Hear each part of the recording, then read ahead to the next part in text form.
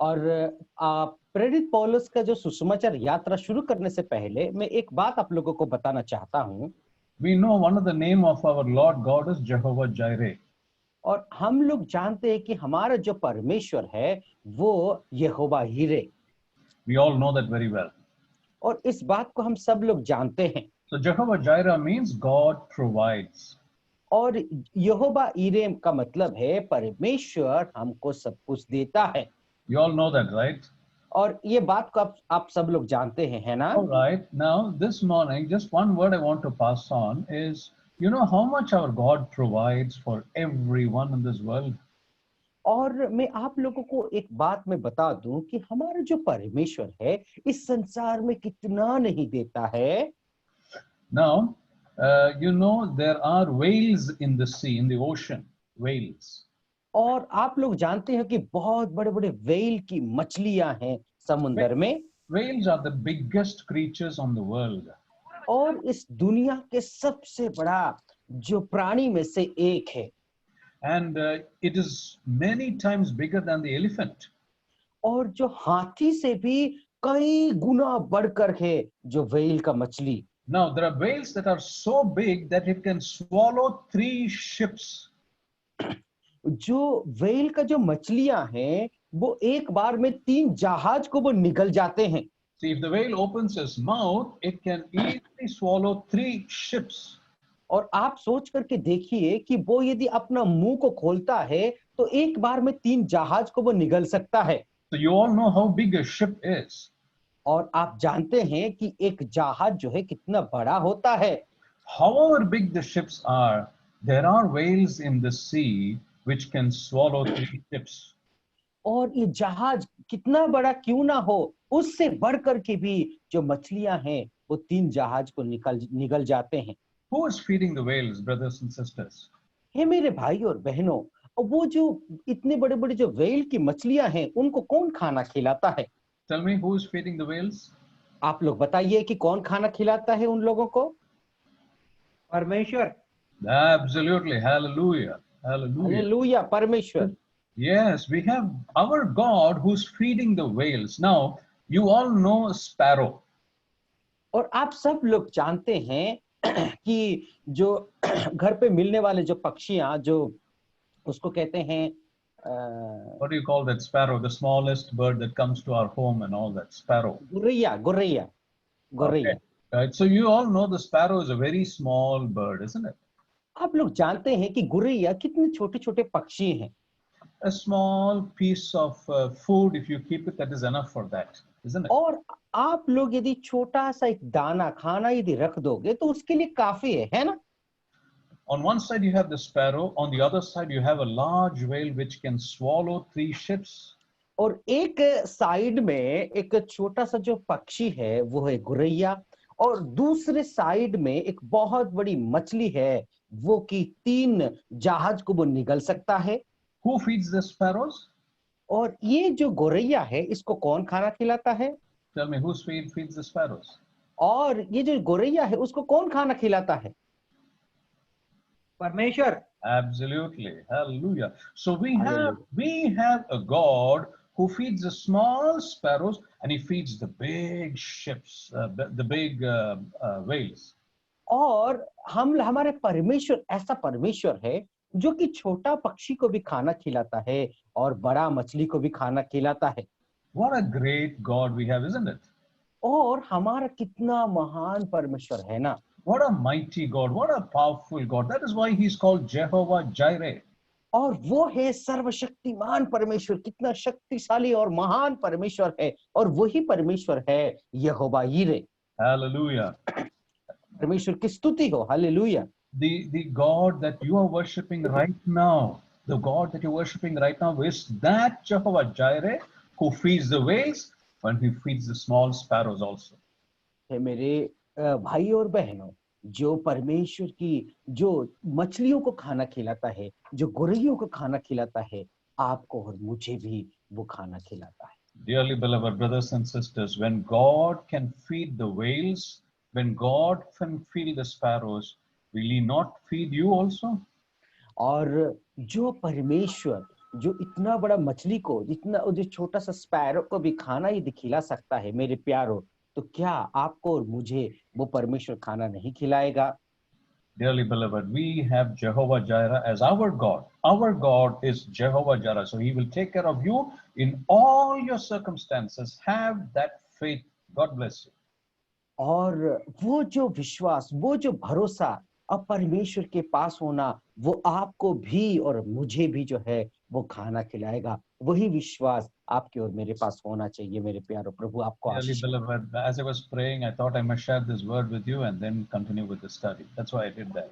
मैं जब प्रार्थना कर रहा था, इस बातों को, इस ध्यान को मैं आप लोगों के सामने में रखना चाहता था, इसीलिए मैंने रखना।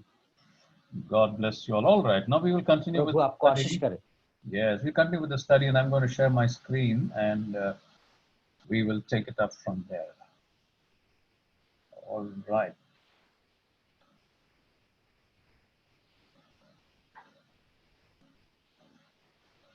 All right, I hope you can see my screen.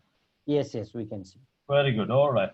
So yesterday we stopped at this point. और We stopped कल हम लोग इस अध्याय तक, इस सत्र तक हम लोग आए थे। All right. I think I exceeded the limit by 3 or 4 minutes yesterday. Today I will try and close it by 9 o'clock. Okay, now we stopped at this point that Paul preached that man's only hope was through Christ's resurrection. That's what we that's what I shared yesterday. और हम लोग कल ये देखे थे कि पौलुस ने जो आशा है और जो पुनरुत्थान है, मसीह का पुनरुत्थान, उसके बारे में पौलुस प्रचार करते थे। All right, we stopped there. Now let's go on to the next point. आइए हम लोग दूसरा भाग की ओर चलते हैं। All right, we will continue with Apostle Paul's journey and we will try and conclude the first journey today. और आइए हम लोग पहला जो यात्रा है उस यात्रा को आज हम लोग देखेंगे। All right, there are so many things to speak about, from Apostle Paul's first journey. और पौलुस की जो पहली सुसमाचार यात्रा के बारे में बताने का बहुत कुछ है। But the time that we have is limited, so I have to manage it within that time. और हमारे पास समय की परिमिति है, इसीलिए उसी अनुसार मुझे समय को आगे बढ़ाना पड़ेगा। God's things are always great, are always big. और परमेश्वर की जो कार्य है हर समय अति महान है, अति विशाल है। We can go on speaking about it for hours and hours and hours. और हम परमेश्वर की बातों को ऐसा बताते जाएंगे तो घंटों तक बोलते जाएंगे। But still, we have time limit and we have other things also to do. So we will follow the time that has been given. So we will move on to the next point. और हमारे पास जो है समय की सीमा है, इसी के कारण हम लोग आगे बढ़ते चलते हैं। All right. So the last point that you see on the screen is Paul strove to keep the spotlight and credit on God alone. What does that mean? और हम लोग यहाँ पर देख सकते हैं पौलुस ने उसका केंद्र बिंदु सिर्फ और सिर्फ परमेश्वर के ऊपर रखा था, जो परमेश्वर को ही सारा श्रेय वो देता था। इसका अर्थ क्या है? Apostle Paul always gave the glory to God and to God alone. He did not take any glory to himself. और प्रेरित पौलुस जो थे वो परमेश्वर के ही सारा श्रेय और महिमा देते रहे, वो अपने ऊपर कभी भी श्रेय नहीं लिया। All right, let's read chapter 14 of Acts and verse 27. और आइए हम लोग प्रेरितों के काम उसका 14 अध्याय और 27वें वचन को पढ़ते हैं।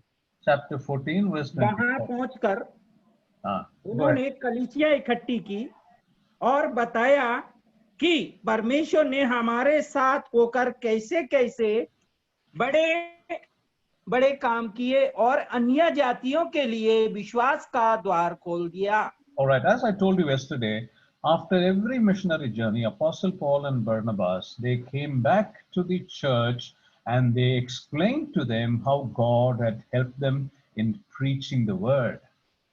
और पौलुस और बरनबास जब सुसमाचार यात्रा खत्म करके जब वापस आते थे, वे लोग कलीसिया में खड़े हो करके उनका सुसमाचार यात्रा में परमेश्वर ने कैसा महान कार्य को उनके जीवन में किया है, वो सब गवाही कलीसिया के सामने रखते थे। Yesterday I told you, Apostle Paul starts his journey in one place and ends his journey in the same place.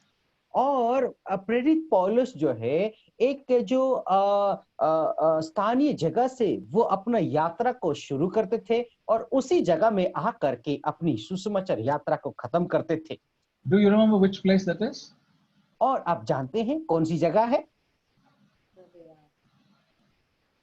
Which कौन place सी is जगह that? है? कौन सी जगह से शुरू करके कौन सी जगह में खत्म करते हैं? Antioch, right? Antioch. Antioch. Very good. Good answer. Now, I told you yesterday also, how many Antiochs are there? और कितने अंताकिया है? कल मैंने आप लोगों को बताया था। Two Antioch. Two Antiochs. One Antioch in Syria.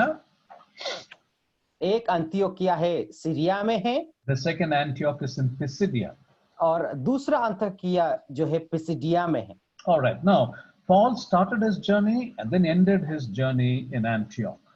और पौलुस ने अपनी सुसमाचार यात्रा अंतियोकिया से शुरू किया था और अपनी सुसमाचार यात्रा अंतियोकिया में खत्म किया। Now, here in this verse, we read that he comes back to the church in Antioch, and Apostle Paul explains what God has done through them in all their journey of 2,252 kilometers. I told you that yesterday. और कल मैंने आप लोगों को जैसे बताया था कि 2252 किलोमीटर यात्रा करके जब वापस आ रहे थे, परमेश्वर ने उनकी यात्राओं में जो जो महान कार्य को किया है, उन महान कार्यों को अपना कलीसिया अंतियोकिया कलीसिया में वापस आ करके वो सब गुणगान कर रहे थे। And I also told you yesterday, it is a healthy practice to do that whenever you go out from your church on a ministry to some other place. When you come back, report back to the church what all God has done through you in that ministry. That's a healthy practice. Many churches follow that. और एक बहुत बड़ी एक कलीसिया की स्वभाव है, एक अभ्यास है कि कभी भी यदि कोई सुसमाचार प्रचार किया आप चाहते हैं उस सुसमाचार प्रचार के लिए, जब आप वापस आते हैं तो कलीसिया को आप बताइए कि परमेश्वर ने आपके जीवन के द्वारा आपकी यात्रा में कौन-कौन सी बातें की है। All right. Now we're going to continue along with Apostle Paul in his journey. और हम लोग अभी पौलुस की यात्रा के साथ हम लोग आगे बढ़ते हैं। Now we know, and I told you yesterday too, that Apostle Paul in his journey converted many people or made many people to understand and know about the Lord Jesus Christ. और प्रेरित पौलुस ने बहुत सारे लोगों का जीवन को परिवर्तन किया अपना सुसमाचार यात्रा में। Now, in the first journey, there were many people who got to know the Lord Jesus Christ, about Jesus Christ, through Apostle Paul. और पौलुस की जो पहली सुसमाचार यात्रा में बहुत सारे लोग प्रभु यीशु मसीह के जाना। Many people got converted and many people came to know the Lord. और बहुत सारे लोग उद्धार पाए और परिवर्तन हुए और मसीह यीशु को जाना। Now, in this journey, there are at least 5 instances where Apostle Paul's message touched them. और इस यात्रा में कम से कम 5 ऐसी जगह को व 5 ऐसे घटना को हम देख सकते हैं जिस घटनाओं में पौलुस की सुसमाचार लोगों का दिल को छू गया है। They were saved by faith and by baptism, and then they were totally saved. You got those instances there. We are not going to read it. I'm going to pass on this presentation to you in your leisure time, in your study. You can do that. और हम लोग देख सकते हैं उन्होंने विश्वास के जरिए उद्धार पाया, बपतिस्मा लिया और वो लोग उद्धार पाते गए। मैं बहुत सारे ऐसे रेफरेंसेस को तो मैंने दिया है, लेकिन हमारे पास समय नहीं होने के कारण मैं पढ़ना नहीं चाहता। All of them that were saved and were baptized, they were joined to a church which was created by Apostle Paul. और वो लोग विश्वासी बन करके बपतिस्मा लेकर के कलीसिया में सम्मिलित हो गए, जिसके जरिए पौलुस के सुसमाचार के जरिए वो लोगों ने उद्धार पाए थे। All right. Now, what Paul does is when he goes to a place, he finishes his journey, he returns back the same places where he visited first. और पौलुस ने यदि यात्रा एक जगह से शुरू करके आखिरी जगह तक गए हैं, जिन जिन जगहों से होकर के वो गुजरे थे, उन्हीं जगहों से होते हुए वो वापस आते हैं। See, when you go to a place, when you start from your home, you go to a place, you have to return back to your home, right? Either in the afternoon, in the morning, or in the night. You have to return back to your place, correct? आप जब कहीं अपना काम, अपना कर्म क्षेत्र में आप लोग घर से यदि निकल जाते हैं, तो आप दोपहर को या शाम को जरूर वापस घर पे लौट करके आते हैं, है कि नहीं? When you return back, sometimes you return back the same way, sometimes you return back taking another way, but still you come back home, correct? और आप जब घर से बाहर निकाल करके जाते हैं, उस वक्त आप क्या करते हैं कि आप वही रास्ते से होकर के आते हैं और कभी-कभी दूसरा रास्ता पकड़ करके घर पे But वापस आते हैं। Apostle Paul, when he reached the final place, when he was returned back, he always returned back the same way that he went to that place. और जब प्रेरित पौलुस अपना सुसमाचार यात्रा जिस रास्ते से हो करके, जिन जगहों से हो करके वो गुजरे हैं, उसी जगहों से होते हुए वो वापस आते हैं। Why did he do that? और ऐसा काम उन्होंने क्यों किया? In his return, he could have covered more new places and he could have come. No, that was always an option for him. और यदि वो सुसमाचार प्रचार करते हुए यदि वो जाते, वो दूसरा जगह होते हुए करके यदि वापस आते, तो बहुत सारे जगहों के पास वो पहुंच सकते और सुसमाचार को प्रचार कर सकते थे। Dearly beloved brothers and sisters, he came back to the same places to make sure he visited those same places, visited those believers, visited those children of God, visited those synagogues and churches that he established. That was a powerful way of establishing churches, dearly beloved. और उन्होंने क्या किया है मेरे प्यारे भाई और बहनों, कि हम समझ सकते हैं जिस रास्ता से, जिस जगहों से होते हुए वो गुजरे थे, उसी रास्ताओं से, उसी जगहों से होकर के वो आए, क्योंकि जिन कलीसियाओं को उन्होंने स्थापना किया है, जिन भाई बहनों को जो है उन्होंने मिला है, और जिन लोगों पौलुस की यात्रा के द्वारा उद्धार पाए हैं, उन लोगों से मिलते हुए आ करके उन लोगों को प्रोत्साहित करते हुए आए। ये एक सुसमाचार प्रचारक का कार्य है, और उसके साथ साथ ये प्रोत्साहन देते थे।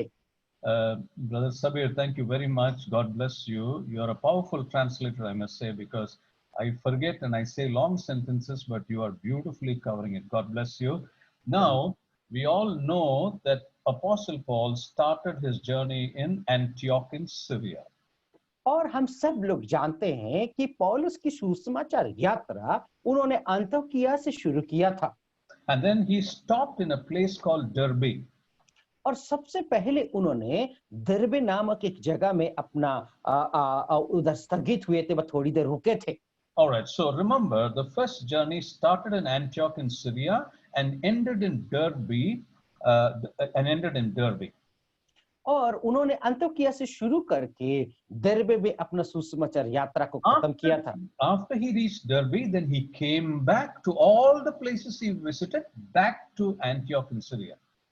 और जब वो दरबे तक वो पहुंच गए, फिर वापस जब वो आ रहे थे, जिन जिन जगहों से होते हुए वो गुजरे थे, उन्हीं जगहों से होते हुए वो वापस अंतोकिया में आए। All right, he returned back so that he can speak to those new believers, new Christians, establish those churches, strengthen them on his way back. That is why he returned to the same places. और उन्होंने क्यों वो उसी जगहों से होते हुए गुजरे? क्योंकि जो नया विश्वासी थे, उन लोगों को प्रोत्साहन करके, उन लोगों के साथ संगति रखते हुए वो अपना जो वापस उसी जगह में आए। You got it in chapter 14 verses 21 and 22. You don't have to read it now, but you can read it leisurely because I'm trying to cover as much as possible. So please bear me on that, okay? और 14 अध्याय 21 और 22वां वचन में इस बात को आप पढ़ सकते हैं। हमारे पास समय की कमी होने के कारण मैं आगे बढ़ते जा रहा हूं। Now, so when he returned back, he always nurtured, he cared for the newborn believers. और जब वो वापस होते हुए वो गुजर रहे थे, उस वक्त जो नए सिरे से जन्मे हुए विश्वासियों को वो ख्याल रखते थे, उन लोगों का देखभाल करते थे। You all know in your life of salvation, when you first came to know the Lord Jesus Christ, you accepted him, and after you accepted him till your baptism, there has been some believer, some elder, some evangelist who has been speaking to you, helping you to grow, isn't it? और जब आप जब उद्धार पाए हैं, एक नया विश्वासी थे, उस समय आपके साथ, आपके पास बहुत सारे विश्वासी भाई लोग, बहुत सारे प्राचीन, या हो सके कोई सुसमाचार प्रचारक भी आकर के आपको विश्वास जीवन में बढ़ने के लिए मदद करते हैं। आप ये बात को तो याद कर सकते हैं कि नहीं? And also in your continuous Christian journey, there is always someone apart from the Holy Spirit, apart from God, there's someone who's always guiding you, nurturing you, ministering you, teaching you, isn't it? और आपको जो एक पवित्र आत्मा के अलावा कोई ना कोई ऐसा गुरु, कोई ना कोई ऐसा शिक्षक है जो आपको हर वक्त विश्वास जीवन में बढ़ने के लिए मदद करता हो, आपको विश्वास में आगे बढ़ाता हो, वचन में आगे बढ़ाता हो, है कि नहीं? Exactly, this is what Apostle Paul was doing. He was not satisfied by just making them Christians and leaving them. He came back, he inquired with them, and he taught them, he helped them grow. That is Paul's powerful ministry. मेरे प्यारो, आपको जैसा कोई करता है वैसे ही प्रेरित पौलुस भी विश्वासियों को वो ऐसे ही प्रोत्साहित करते थे, वचन से शिक्षा देते थे और उन लोगों को आगे बढ़ाते थे। ये एक सुसमाचार प्रचारक का एक अच्छा कार्य है। Those newborn Christians had to be taught, they had to be nurtured, they had to be strengthened, and that was what Apostle Paul was doing on his return journey. और एक नया विश्वासी, एक नया मसीह को क्या है ना, ऐसे ही उसको आगे बढ़ाना चाहिए, उसको आगे ऐसे ही विश्वास में आगे उसको प्रोत्साहित करना चाहिए। और वही काम प्रेरित पौलुस अपना वापस यात्रा में वही काम कर रहे थे। Apostle Paul felt that they are like babies, they are growing, they need a lot of attention. और प्रेरित पौलुस जो नया विश्वासियों को एक छोटे से बच्चे, पैदा हुए बच्चे के समान वो ऐसा महसूस करते थे, इसीलिए वो ये सोचते थे कि इनका ख्याल रखा जाना चाहिए। I told you yesterday that Apostle Paul at least created 13 churches. और मैंने कल आप लोगों को ऐसे बताया था कि प्रेरित पौलुस ने कम से कम 13 कलीसिया स्थापना किया था। By creating one church and then going on to the next church, he didn't leave the first church that he created. He did not leave it like that. He made sure that every church grew. That is why you got 12 or 13 letters that he wrote to the churches. और जो उन्होंने 13 कलीसिया उन्होंने स्थापना किया, एक कलीसिया स्थापना करने के बाद दूसरा कलीसिया स्थापना करने के लिए जब जा रहे थे, वो पहला कलीसिया को उन्होंने नहीं छोड़ा, हर एक कलीसिया का ख्याल उन्होंने रखा था। इसीलिए आपको पता होगा कि जो है उन्होंने कम से कम 13 ऐसे पत्रियों को लिखा है। Dearly beloved, from Apostle Paul's life, there are so many lessons that you and I can still learn even today. और प्यारे भाई और बहनों, प्रेरित पौलुस का जीवन से बहुत कुछ ऐसे सीखने के विषय है जो आज आप और मैं उनके जीवन से सीख सकते हैं। The love that he had for the believers, the care that he had for the believers, the way he went back, taught them and nurtured them, we have to check ourselves and see how far, if not now or later, we take care of every believer in the church. मेरे प्यारो, उसका जीवन से सीखने के लिए बहुत कुछ है और हम क्या कर सकते हैं, उसका जीवन को परीक्षण करना है, हमारे जीवन को परीक्षण करना है कि हम भी एक जिम्मेदार विश्वासी हो करके हमारा कलीसिया का विश्वासियों को हमें भी देखभाल करना चाहिए, विश्वास में उनको आगे बढ़ा करके प्रोत्साहित करना चाहिए। Dearly beloved, it's a great ministry in the church to nurture one another. It is not just to go and attend a meeting and come in the church, but you have to care for the others. You got to nurture them. You got to take care of them. This is also a ministry not only for people like Apostle Paul or believer or evangelists or full-time workers. It's for every believer. That is the lesson we learn from Apostle Paul.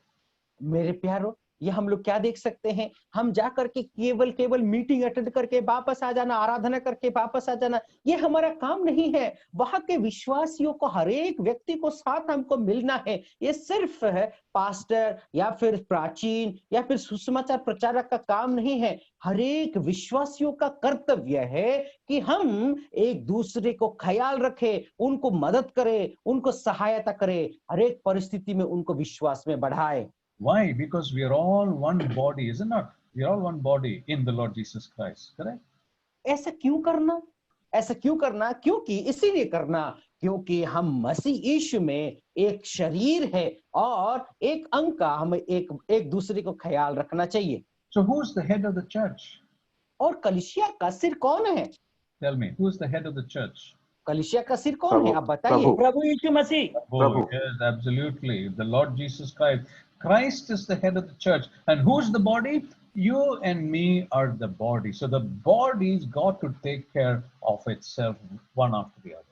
और ये जो शीर कौन है? सिर जो है प्रभु यीशु मसीह है, और शरीर कौन है? एक एक अंग आप और मैं है। तो ये अंग का ख्याल आपको और मुझे रखना चाहिए।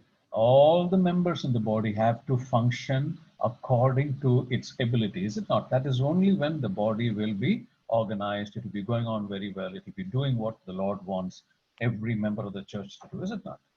और अपना जो अंग है, शरीर का अंग है, हर एक अंग को अपने सामर्थ्य के अनुसार काम करना चाहिए। वैसे ही कलीसिया में भी हम यदि प्रभु यीशु मसीह का एक शरीर है, तो एक अंग के समान कलीसिया में कार्यरत रहना चाहिए। All right.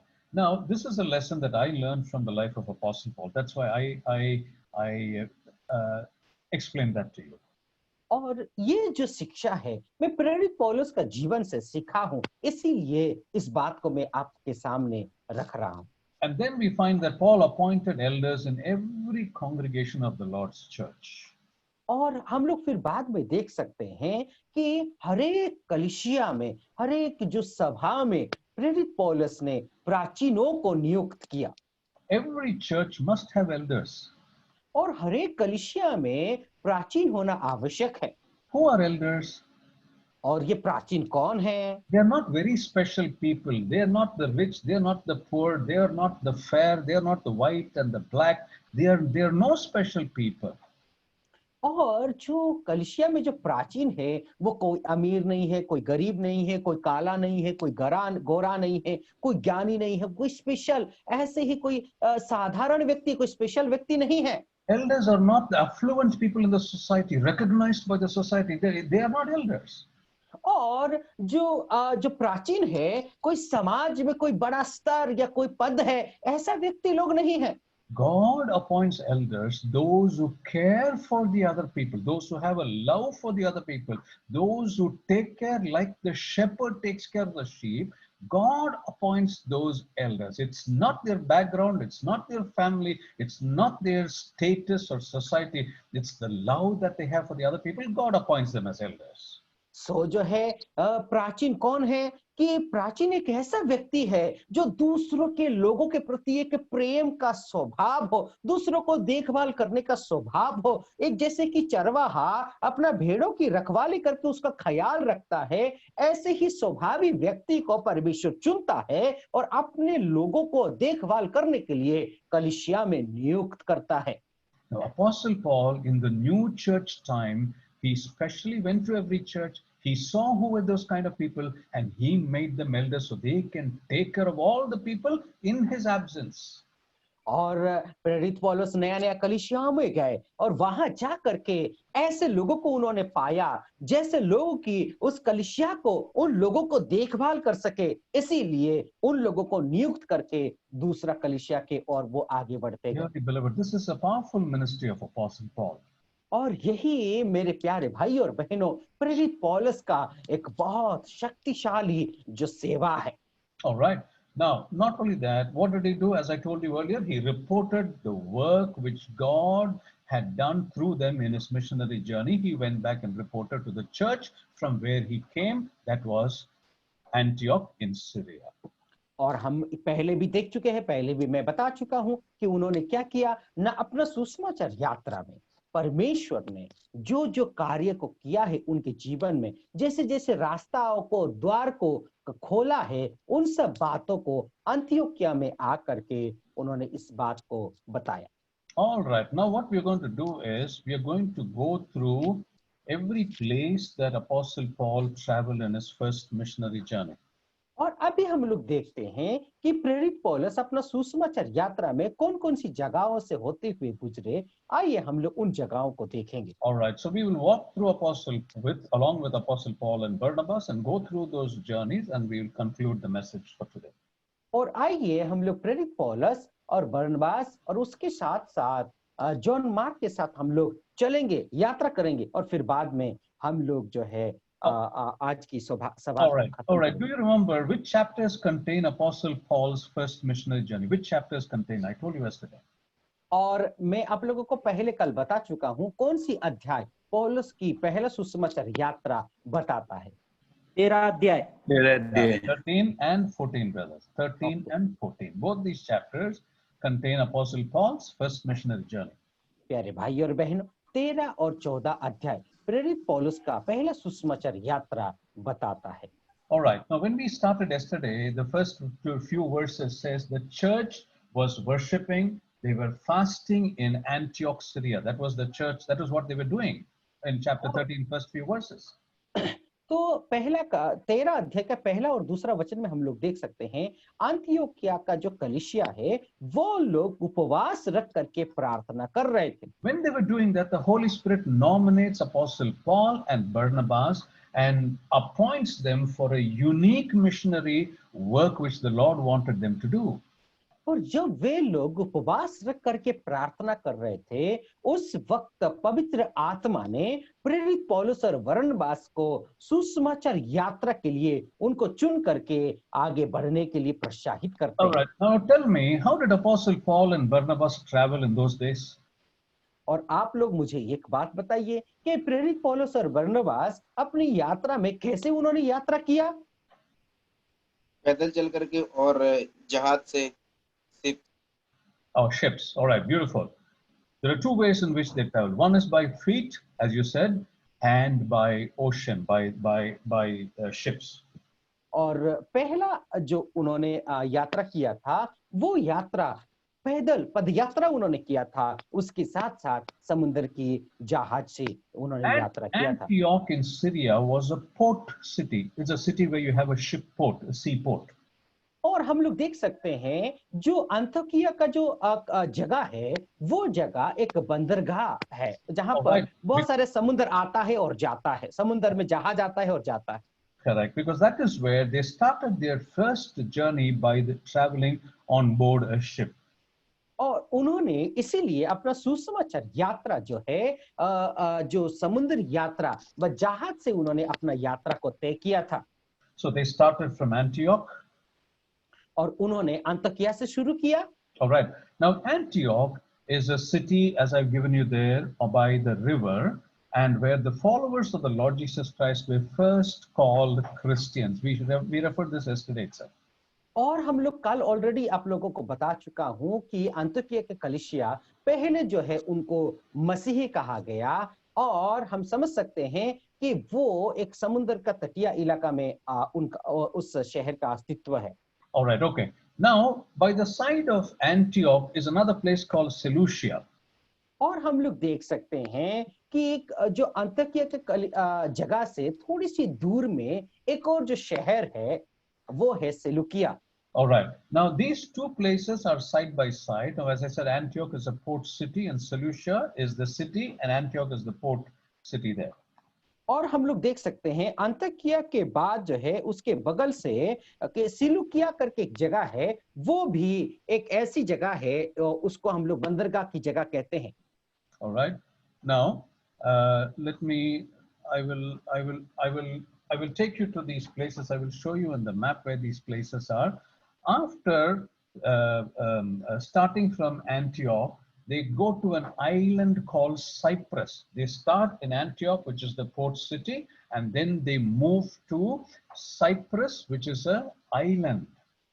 और उसके बाद उन्होंने अंतोकिया से अपनी यात्रा को शुरू करने के बाद वो लोग कहाँ जाते हैं? कुप्रस के उसको हिंदी में कुप्रस कहते हैं। उस कुप्रस करके एक जगह है, वो एक द्वीप है, वहां पर वे लोग जाते हैं। All right. Now these places that you see here, Salami and Paphos, are two places in Cyprus Island. और हम लोग देख सकते हैं ये जो सालामिस और पाफोस है वो एक कुप्रा करके एक जो आइलैंड है एक द्वीप है, वहां पर इन दोनों जगह की अस्तित्व है। For example, if you go to Andaman and Nicobar Islands, you got a few places like that. Here in Cyprus was an island like this, and you got two places like Salami and Paphos. और हम लोग क्या देख सकते हैं कि जैसे कि अंडमान और निकोबार में जाने के बाद बहुत सारे ऐसे जगहें हैं, वैसे ही ये जो कुप्रा करके एक जो जगह है उस कुप्रस में हम लोग देख सकते हैं सालामिस और Paphos. All right. I've given you the references there, when you can go back home and you can check, because all these are significant places that you read in those chapters. I've plotted it here. Next, I will show you the map and I'll show you where it is. और आप लोग क्या करिए कि मैंने जो बहुत सारे ऐसे रेफरेंसेस यहाँ पर दिया है, उस रेफरेंसेस को इस जगह को आप लोग देखते जाइए और आप लोग और अच्छे से पढ़ने के लिए कोशिश करिए. Now, when they reached Cyprus in the places of Salamis and Paphos, apart from Apostle Paul and Barnabas, you also had John Mark, who was familiar with that island. He was taking them to different places. और हम समझ सकते हैं कि कुप्रस करके जो द्वीप है, वहां पर जाने के बाद हम समझ सकते हैं जो जॉन मार्क था, वो उन जगहों के बहुत परिचित था, इसीलिए विभिन्न जगहों में जॉन मार्क उन दोनों को लेकर के जा रहा था. Now, when you entered the island of Cyprus, the first place is Salami, and the next extreme end of that island is Paphos. और हम लोग जैसे ही जो कुप्रस करके एक जगह है, उस कुप्रस के अंदर प्रवेश करने के बाद पहला जो जगह है सलामिस में जाने के बाद वो आखिरी एक और जगह है, वो जो द्वीप की आखिरी जगह है, वो है Paphos. So when Apostle Paul and Barnabas and John Mark went to Paphos, something happened there. और जब कुप्रस में जॉन मार्क और प्रेरित पौलुस जब वहां पर गए, तो वहां पर कुछ ऐसी घटना हुई. They met a sorcerer. I told you about yesterday that there was a sorcerer, an evil man, or witchcraft man that they meant called Elimas. और एलिमास करके एक व्यक्ति है जो एक जादूगर था, जो कि ज्योतिषी था, उसके साथ उनकी मुलाकात हुई. All right. And then we read about another interesting person who is the governor of that province, which means the Cyprus island was under a governor, and his name was Sergius Paulus. और हम लोग क्या देख सकते हैं, उस जगहों में जाने के बाद एक और व्यक्ति के साथ जो है उनकी मुलाकात होती है, वो वहां के जो एक शासक थे, एक गवर्नर थे. All right, correct. Now this governor came to hear about Apostle Paul and Barnabas and John Mark, what they were doing. He came to know about that, and he said, "Bring them to me. I want to talk to them. I want to hear from them." और वो ये कहता है कि प्रेरित पौलुस और बरनबास की जो सेवा कार्य को, उनका अचंभा कार्य को सुन करके वो चकित हो गया, और लोगों को वो शासक ये आज्ञा देता है कि जाओ उन दोनों को लेकर के आओ, मैं उनकी बातों को सुनना चाहता हूं. I want to hear God's word, so bring those men of God to me. That is what the governor told Elimas. और एलिमास जो है उन्होंने कहा कि जाओ उन लोगों को लेकर के आओ, तो ताकि मैं परमेश्वर का वचन को उनका मुंह से सुनूं. Okay, the governor is Sergius Paulus. He said, "Bring them to me. I want to hear God's word." That's what he said. और सर्जियस पौलुस ने एलिमास को कहा, जाओ उनको लेकर के आओ ताकि मैं परमेश्वर का वचन को सुनूं. Because he knew people in Cyprus were scattered. The Christians or the believers there were scattered and came to Cyprus after Saul persecuted Stephen, and he became a martyr there. In the fear of that, many Christians scattered, and when they scattered, some of them came and settled down in Cyprus. और हम लोग देख सकते हैं कि जब बहुत बड़ी ताड़ना हो रही थी, उस ताड़ना के वजह से कौन ना जो साउल था, उस समय जो ताड़ना हुई, उस वक्त स्टीफन जो है वो शहीद हो गया था. उस ताड़ना के वजह से बहुत सारे विश्वासी लोग भयभीत होकर के विभिन्न जगह में वो लोग बिखर गए, और वहां के कुछ विश्वासी जो कुप्रस में आकर के वो लोग यहाँ पर सेटल हो गए हैं. Now you can read Acts 11 and verse 19. और आप लोग इस बात को समझने के लिए प्रेरितों के काम उसका 11वां अध्याय और 19वां वचन को पढ़ सकते हैं. You can read it now, and so that I think we'll understand that. Acts 11 and 19. और आइए हम लोग प्रेरितों के काम 11 का 19 पढ़ लेते हैं. सो जो लोग उस देश के मारे जो स्तिफनुस के कारण पड़ा था तितर बितर हो गए थे, वे फिरते फिरते फिनिके के और कुप्रुस के और अंतिया में पहुंचे, परंतु यहूदियों को छोड़ किसी और को वचन न सुन पाते थे. Yeah, so the Christians were scattered And what is mentioned there, they came to this island called Kupros or Cyprus. और हम लोग क्या देख सकते हैं ना, उस ताड़ना के वजह से कि वहां पर बहुत सारे विश्वासी थे, वो लोग तितर बितर हो गए, और कुछ विश्वासी ऐसे थे जहां कर कुप्रस में Alright. जाकर के बैठ गए। So you know what happened when Sergius Paulus, the governor, wanted Apostle Paul and Barnabas to come to him. You know what happened then? और सर्जियस पौलुस ने जो शासन करता था, वो जब प्रेरित पौलुस और बरनबास को जब बुलाया तो क्या हुआ आपको पता है? This evil man, the sorcerer called Elymas, he resisted. He said, "No, you should not meet Apostle Paul and Barnabas." He resisted so much from bringing them to Sergius Paulus, the governor.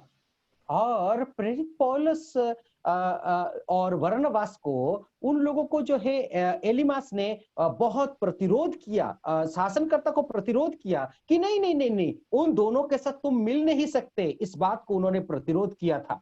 You know why he did it? Because he did not want Sergius Paulus to come into the faith. He was obstructing the faith. That's what Elymas did. और Elymas क्या चाहता था कि जो Sergius पौलुस है वो विश्वास में ना आए, इसीलिए वो प्रेरित पौलुस और बरनबास को वहां आने से वो रोकने के लिए कोशिश कर रहा था। Now, that is what I told you yesterday. Paul rebuked him. Apostle Paul rebuked Elymas and said, "You are the child of the devil." और इसीलिए प्रेरित पौलुस ने एलिमास को बहुत फटकार करके कहा कि तुम जो है शैतान के संतान हो। And not only that, Apostle Paul, because of Apostle Paul rebuking him, you know what happened to Elymas? Elymas became blind. और आपको पता है, डांटना या फटकारने के बाद कुछ नहीं हुआ करके मत समझिए, एलिमास ने अंधा हो गया। And you know what happened? Sergius Paulus, the governor, when he saw this, his faith in this God of Apostle Paul became strong.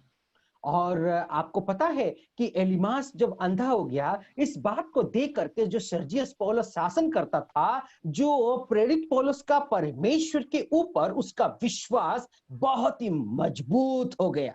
And praise God, you know what happened? The governor, Sergius Paulus, he became a follower of the Lord Jesus Christ. प्रभु की स्तुति हो कि उस घटना के वजह से Sergius पौलुस एक विश्वासी बन गया। And you know that incident is mentioned in chapter 13, verses 6 to 12. You can make a note of it and read it in your leisure.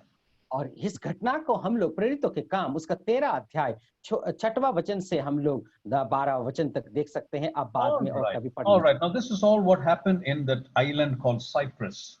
और ये जो घटना है कुप्रस करके जगह है, वहां पर ऐसा हुआ था। And then from here now they are moving on to Perga, the next place called Perga. और अगला जो जगह है वो जगह है परगा, वहां पर वे लोग आगे बढ़ते हैं। Now I will show you the map after the next slide, and you will understand where it is. So Cyprus is a small island.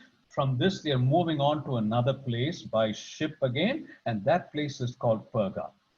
और हम लोग देख सकते हैं कि ये कुप्रस करके जगह है, वहां से वो लोग आगे बढ़ते हैं। इस स्लाइड के बाद जो है मैं दूसरा स्लाइड दिखाऊंगा, वो आपको पता चल जाएगा। अभी वो दूसरे जगह में जाते हैं, वो है परगा। Now Perga comes in Asia Minor. और जो है परगा करके जो जगह है वो एशिया महादेश के प्रांत में आता है। Asia is a big region, it's a big continent.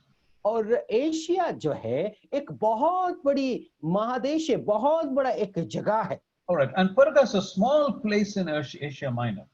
और पिरगा जो है एक जो एशिया प्रांत में एक छोटी सी जगह है। And Perga was in a place called Pamphylia. और एक पंफुलिया करके जो जगह है, वहां पर पिरगा एक छोटा सा जगह है। And you know what Pamphylia is called today? और पंफुलिया को आज क्या कहते हैं, आपको पता है क्या? Have you heard of a place called Turkey or Turkey in English? और आप लोगों ने जो हिंदी में तुर्की कहते हैं और अंग्रेजी में टर्की कहते हैं, इस बात को कभी आपने सुना है क्या? Yeah, so Turkey is modern day Pamphylia. और अभी वर्तमान में जो तुर्की है व टर्की है, वो जगह पुराने जमाने में पंफिलिया कहा जाता था। Now, something interesting happened here when Apostle Paul, Barnabas, and John Mark came to Perga. Something interesting happened here. और यहाँ पर एक बहुत अच्छी बात हुई, बहुत अच्छी घटना हुई जब प्रेरित पौलुस और बरनबास जो है यहाँ पर आए। You know what happened? John Mark decided to leave Apostle Paul and Barnabas. They leave the missionary journey. और जॉन मार्क ने क्या किया, इस पंफिलिया जगह में आते हुए उन्होंने बरनबास को और पौलुस को छोड़ करके वो वापस जाना चाहा। You know why it happened? और ऐसा क्यों हुआ आपको पता है? There was some misunderstanding between Apostle Paul and John Mark, and Barnabas came in between. There was a misunderstanding there, and because of that, John Mark left and he went.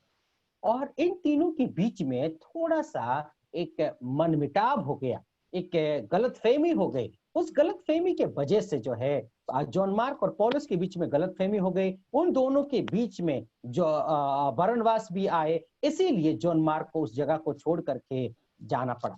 Apostle Paul and Barnabas, they had a misunderstanding because of John Mark, because Paul had some impression about John Mark. We will read later, we'll come to this later. Then Paul later realized that John Mark was not that type of a person who Apostle Paul had thought. और पौलुस के जीवन में जो है एक ऐसा सोच थी कि जॉन मार्क एक ऐसा व्यक्ति है, मतलब गलत व्यक्ति है, लेकिन फिर बाद में वो पश्चाताप करते हैं और जैसा वो सोचे थे वैसा व्यक्ति जॉन मार्क नहीं है। All right, then from Perga, John Mark leaves. So from Perga, now they travel and go to, I told you the second is Antioch. Now they're going to Antioch in Pisidia. फिर बाद में परगा के बाद वो पंफिलिया में आते हैं। पंफिलिया के बाद वो लोग, वो जो दूसरा अंतकिया मैंने कहा था, वो अंतकिया पिसिडिया में है, वहां पर वो लोग जाते हैं। All right. Now yesterday when I told you, I said whenever Apostle Paul goes to a particular place, he will search for, what will he search for? Where he can speak. What will he search for? Synagogue. Yes, synagogue. He will Okay. search for the synagogue. He will find out where God's people are, the Jews are, and then he will go to the synagogue to preach the word. और आपको पता है कि प्रेरित पौलुस कहीं पर भी किसी भी जगह में जाते हैं, वो क्या ढूंढते हैं? वो एक आराधनालय को ढूंढते हैं, यहूदी लोगों को ढूंढते हैं, फिर बाद में वहां पर वो परमेश्वर का वचन सुसमाचार को सुनाते हैं। All right, so here also, Antioch of Pisidia, Paul goes and searches for a synagogue. He finds the synagogue, and this is where you find the first sermon of Apostle Paul. और हम लोग जब देखते हैं अंतकिया पिसिडिया में जो एक आराधनालय में जाते हैं, वहां पर प्रेरित पौलुस का पहला संदेश को हम देख सकते हैं। Now, Apostle Paul's sermon was very effective that the Jews there said, "Can you come back again?" और हम लोग क्या देख सकते हैं ना, प्रेरित पौलुस का जो संदेश है इतना शक्तिशाली था, इसीलिए उस संदेश को सुन करके वो जो लोग थे फिर से वो ये गुजारिश करते हैं, क्या आप फिर से आ सकते हैं? And then when they came back again the next week, a week after next, when Apostle Paul and Barnabas came again to preach the word, there was a lot of commotion that was created by the people who attended that meeting. और हम लोग देख सकते हैं जब वहां पर जाने के बाद 1 या 2 हफ्ता के पास जब वापस आए तो वहां पर लोगों के बीच में एक बहुत बड़ी विडंबना, बहुत बड़ी एक संदेह कलह सृष्टि हो गया।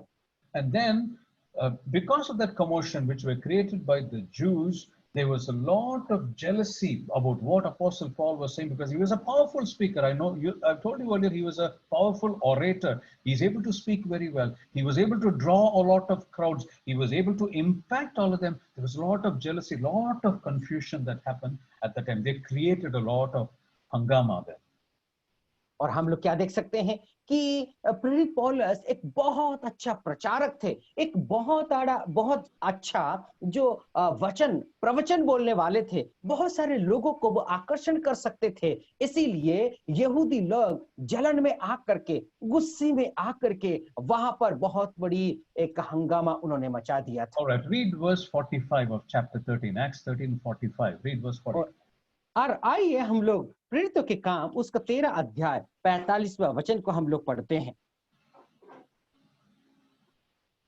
परंतु यहूदी भीड़ को देख करके डाह से भर गया और निंदा करते हुए पौलुस की बातों के विरोध में बोलने लगे।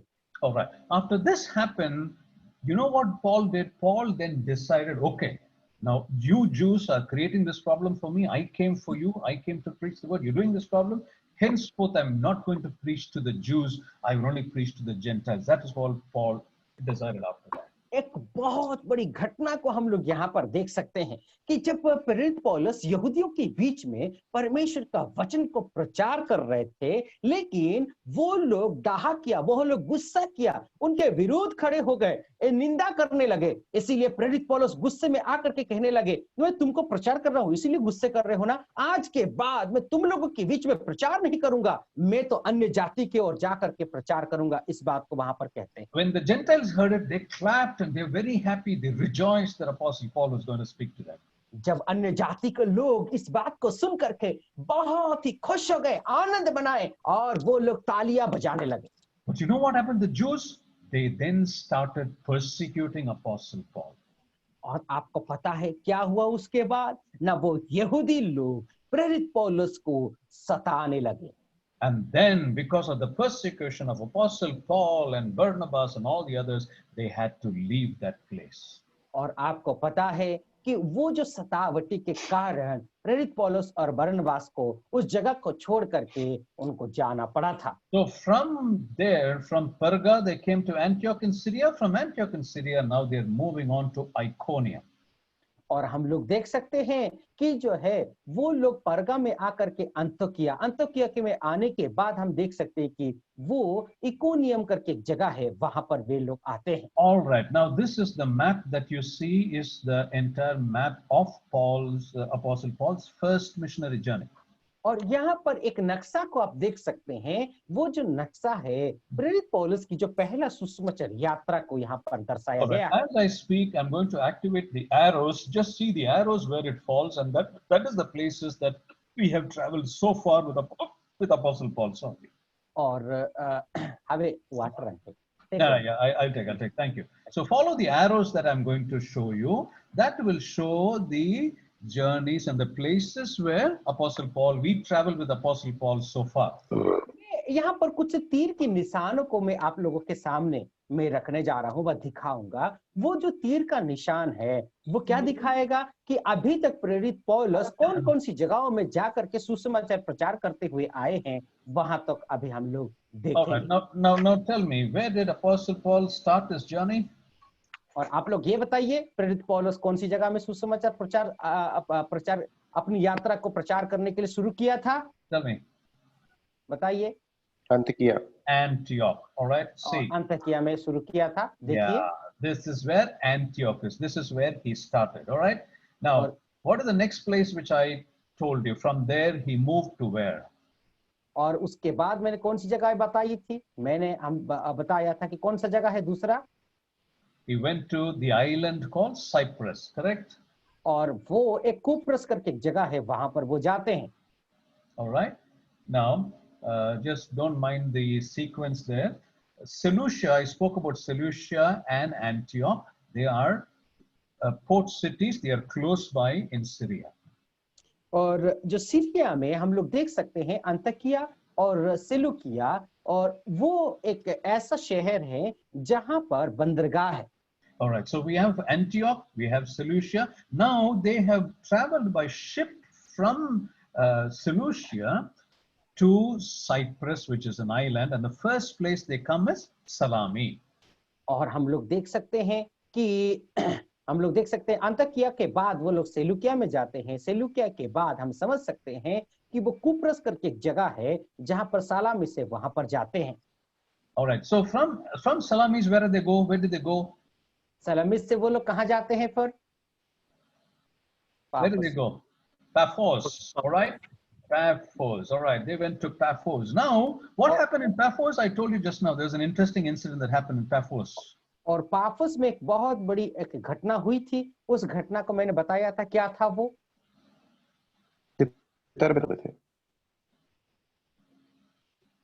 तितर बितर हो गए थे। Okay, Elymas, you heard about Elymas, you heard about Sergius Paulus. I told you about that, right? और आप लोगों को मैंने बताया था कि एलिमास के बारे में, सर्जियस पॉलस के बारे में। All right. Now from here, where did they go? After Paphos, where did they go? और पाफुस के बाद वो लोग कहाँ जाते हैं? They went to परगा। Perga. और वो लोग परगा में जाते हैं। भाई लोग सुन रहे हैं कि नहीं? आप लोग जवाब देते। Yeah, and you can see the arrows that are falling, right? You can see it, brother Sabir. You can see Yes, the yes, arrows. yes. Yes. वो Okay. तीन का निशान आप लोग देख सकते हैं। So you see, from Paphos he goes to Perga, and from there where does he go? From Perga, where does he go? और परगा से वो लोग कहाँ जाते हैं फिर? Okay, Perga is in a place called Pamphylia. Pamphylia is the modern day Turkey. I told you that. और परगा आप लोगों को मैंने बताया था, परगा कहाँ पर है? पंफिलिया में है। वो पंफिलिया आजकल का वर्तमान जो है तुर्की है। All right. So from Perga, next where does he go? He goes to Antioch in Pisidia. और पिसिडिया का जो अंतकिया है, परगा के बाद वो अंतकिया में जाते हैं। And this is where Apostle Paul gives his first sermon. और इसी जगह में जहां पर प्रेरित पौलुस अपना पहला ये को देते हैं, संदेश को देते हैं। Okay, so then when the Apostle Paul leaves Antioch in Pisidia, and he tells them, I'm going to speak only to the Gentiles, the Jews come up against him, they chase him away and insult him and all that.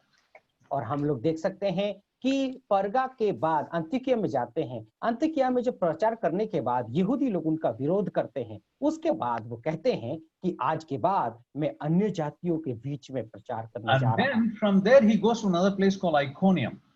और उसके बाद वो इकोनियम करके एक जगह है, वहां पर प्रचार करने जाते And हैं। so when they went there, Apostle Paul and Barnabas searched for another synagogue, and they went there and they spoke so effectively both to the Jews and the Gentiles, because both of them accepted the words of Apostle Paul.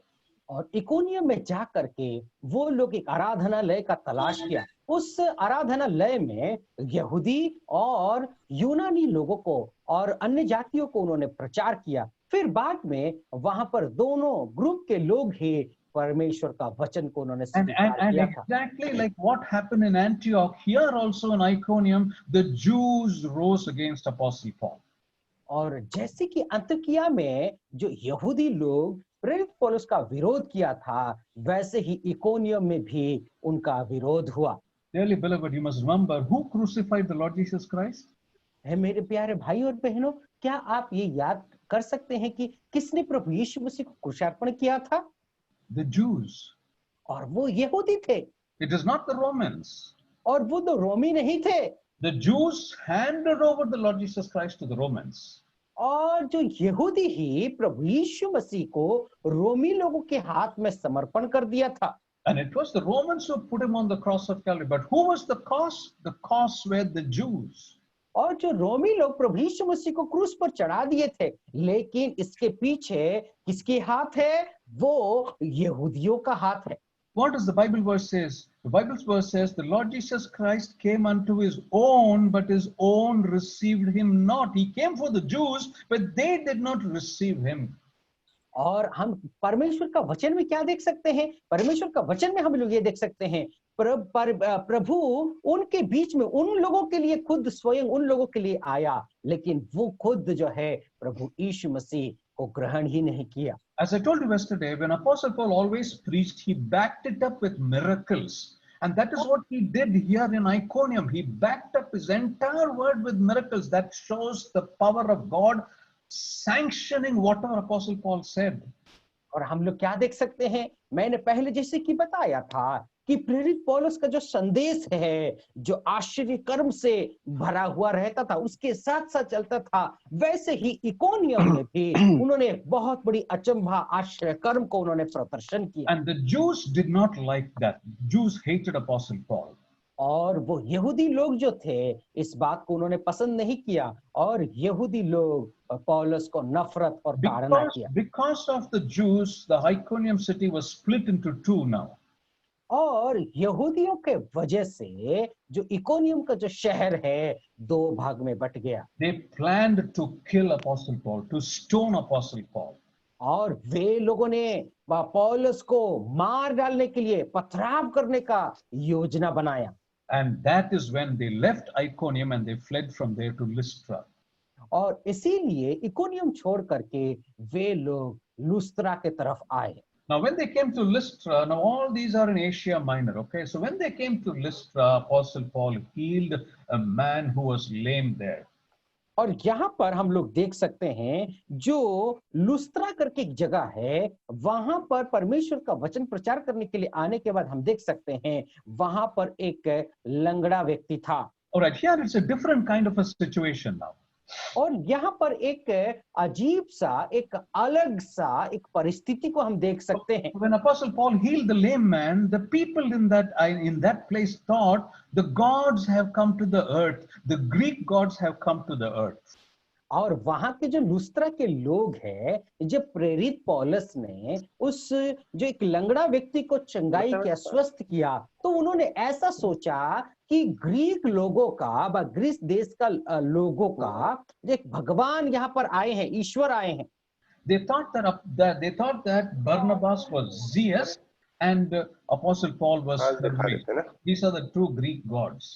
और वो लोगों ने क्या सोचा ना बरनबास जो है जियास है और पौलुस इज दैट Is Hermes. हेरमिस करके भगवान है करके ईश्वर है करके वो लोग सोचने लगे Zeus and Hermes are Greek gods. और जीएस और जो है हर्मिस करके हम लोग देखते हैं वो ग्रीक लोगों का ईश्वर है They had not witnessed something like this, that a lame man being healed and made to walk. They did not see that before. Now they thought that God has come on the earth, and according to their belief, it is the Greek gods Zeus and Hermes who have come to the earth to save these people. और ऐसे एक घटना को उन्होंने अपने जीवन में कभी नहीं देखा था कि एक लंगड़ा व्यक्ति चल रहा है इसीलिए उन्होंने सोचा कि जो ग्रीक लोगों का ईश्वर है जियोस और हेरमेस अभी यहाँ पर धरती पर आए हुए हैं And so what they did, those people went to the temple, they bought their bulls and they wanted to sacrifice it to Apostle Paul and to Barnabas.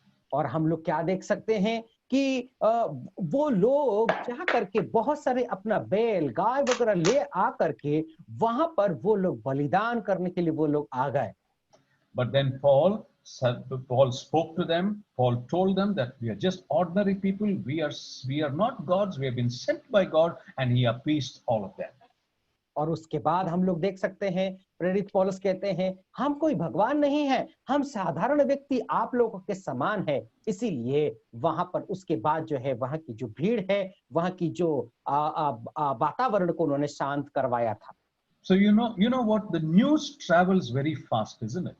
और आपको पता है कि ये जो खबर है बहुत जल्दी फैलते जाता है When this news came to Antioch and Iconium, the Jews in that place came again here to Lystra. और फिर से हम लोग देख सकते हैं जैसे कि वो खबर फैलता गया तो इकोनियम से बहुत सारे यहूदी लोग लुस्त्रा में आ पहुंचे And they turned the crowd against Apostle Paul and Barnabas. और वहां की भीड़ को प्रेरित पौलुस और बरनबास के खिलाफ उकसाया They stoned Apostle Paul and they dragged him and they thought that he was dead and left him outside the city. और हम लोग यहाँ पर एक बहुत बड़ी घटना को देख सकते हैं प्रेरित पौलुस और बरनबास को मार मार करके वो शहर के बाहर घसीट करके एक नाले में फेंक दिया और ये सोचा कि प्रेरित पौलुस वहां पर मर चुका है But Apostle Paul was revived. He got back his life and he then traveled from there to Derbe. Derbe is the last point of the first missionary journey.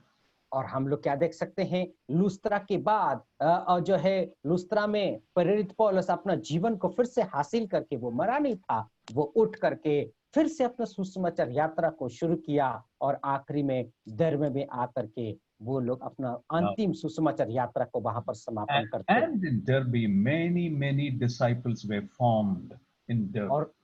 और दरबे में हम लोग देख सकते हैं बहुत सारे ऐसे शिष्य व चेले लोग वहां पर एकत्रित हुए और विश्वास किया Yes. After that, you find again Derbe is the last point. Then they return back. On their way back, they touch a new place called Attalia.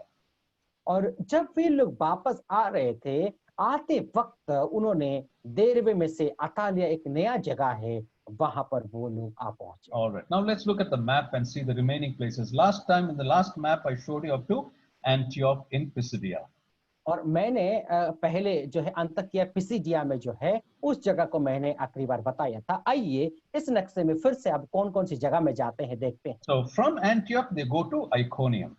और अंत्योकिया से वो लोग इकोनियम में जाते हैं। And then from Iconium they go to Lystra. और इकोनियम से वो लोग लुस्त्रा करके जगह है वहां जाते हैं। And then from Lystra they go to Derbe. और लुस्त्रा के बाद वो लोग देरबे की ओर जाते हैं। Now what is Derbe? Derbe is the last place in the first missionary journey. और हम लोग जानते हैं देरबे कौन सी एक जगह है, ऐसी जगह है जहां पर पहली सुसमाचार यात्रा की आखिरी जगह थी। So you see from there you'll find the arrow. So from Derbe they go to Lystra, they go to Iconium, they go to Antioch, and then they come here to Attalia. और फिर बाद में हम लोग Yeah, go ahead, brother. फिर बाद में हम लोग देख सकते हैं देरबे के बाद वो लोग लुस्त्रा में जाते हैं, लुस्त्रा के बाद इकोनियम, फिर बाद में वो लोग अतालिया के और वापस आते हैं। Now Attalia is a new place on the return. और अभी अतालिया एक नई जगह है, अपना वापसी यात्रा में वो लोग आते हैं। And finally from Attalia straight they come to Seleucia and then they come to Antioch in Syria. और बाद में हम लोग अतालिया के बाद सीधा सेलूकिया में वो लोग आते हैं, सेलूकिया के बाद फिर से वो लोग अंताकिया में आते हैं। Interesting journey, no? कितना अच्छा एक मनोहर यात्रा है कि नहीं? That is the first missionary journey of Apostle Paul. और Yes, sir. यही एक प्रेरित पौलुस का पहली सुसमाचार यात्रा है। I hope now you understood. I have also learned so much from the first missionary journey as much as you have learned today. और आज आप लोगों ने जितना सीखा है वैसे ही पौलुस की सुसमाचार यात्रा से उतना मैं भी पहले से सीखा। I hope it was interesting. मैं समझ सकता हूँ कि ये जो पढ़ाई है आप लोगों को अच्छा लगा होगा। I have tried to make it as interesting as possible. और मैं जितना मेरे से हो सके उतना कोशिश किया हूँ कि इस पढ़ाई को अच्छा रखने के लिए। I hope the Holy Spirit has helped me to do it so far. I trust even the coming classes we'll learn more about Apostle Paul's second, third, and fourth missionary journey.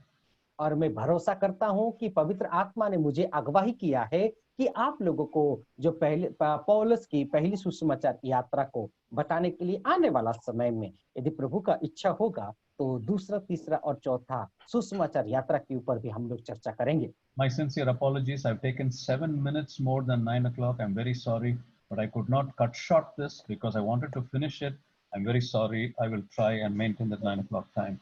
Uncle Ji, please don't be sorry. It's not problem, We are studying God's word, so it happens, 5 to 6 minutes that we can adjust it. Thank you. So once again, I think one sister, she is asking that, would you show the Which one? slide? Which one? Slide.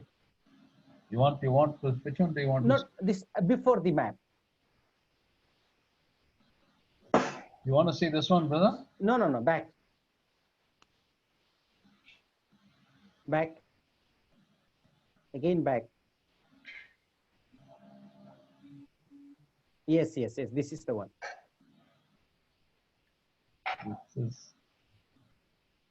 Is this the one? Yeah. Once more, back side also. You want to go behind? Okay. Behind. Behind again. These are the places. This one, brother? Is this the one that she wants to see? Yes. Sorry, this is the one? Yeah.